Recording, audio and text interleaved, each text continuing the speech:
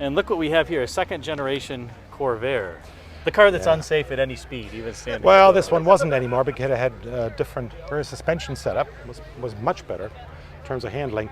It is still one of the most elegantly, delicately beautiful cars ever made, and I think it exemplifies beautifully the mid-60s high that GM was riding in terms of design at the time. It is so adorable, it's so beautiful, it's just pretty. This is one of those cars too that there's not a bad angle. There's not a bad angle, there's not a bad feature, it's very tasteful. You know, you and I do mild banter about, you know, things that were sort of borderline in taste, and I like to joke about very tastefully executed bad taste and those things.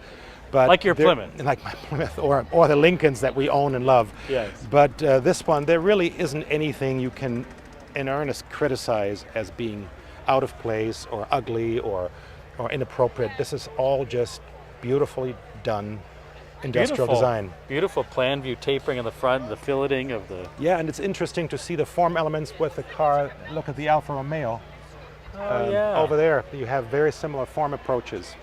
You do almost, even the feature line placement. This is sort of the Italianesque phase where GM and it's not that they were directly copying, because the original Corvair had a tremendous impact on the European design world, not so much in America, but on the Europeans. But in the 60s, design really became more international, and they started to influence each other more directly, and this is a result of that. So the American cars became less fussy and vulgar and more tasteful and restrained, but they were still larger, and the dimensions and proportions were still very uniquely American.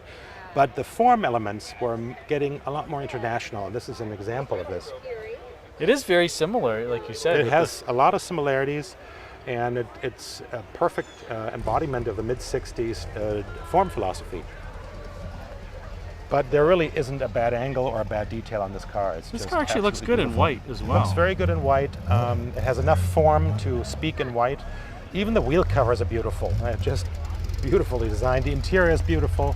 The dual cowl Chevrolet interior theme on the instrument panel is very much in evidence. The seats are simple and tasteful and very comfortable. And we have a very loud Viper in the background. Yeah. Somebody's trying to do grass burnouts here. Our host will appreciate it. Yeah, I'm sure. Very cool. Well, thank you, Mark, for this walk around of the eclectic gathering. We could walk around here for hours, but I think there's not enough. Daylight left for that. It's a really, really great party. What a wonderful event. Our host has been doing this for a number of years now, and every year it's growing in size, and more interesting people show up. We have quite a few people from the industry here. I think I saw Ralph Giles from Chrysler was here, and a rather well-known GM designer. Maury Callum was here, and Tom Peters is here. You know, John Manoogian, recently retired GM designers. It all had a lot to do with Corvettes and a lot of interesting things in recent years. And Sid Mead is even here. And even Sid Mead is here in spirit because his Imperial is here. Yes. And we're here. That's right. Yep.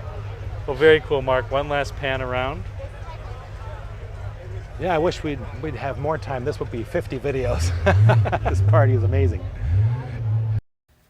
Thanks for watching this brief video on the second generation 1965 Corvair. If you enjoyed it, be sure to like, comment, and subscribe, as that helps the YouTube algorithm serve it up to more viewers like you. And until next time, check out the video thumbnails at bottom left and right for some suggestions for you. Thanks again for watching. Until next time, take care.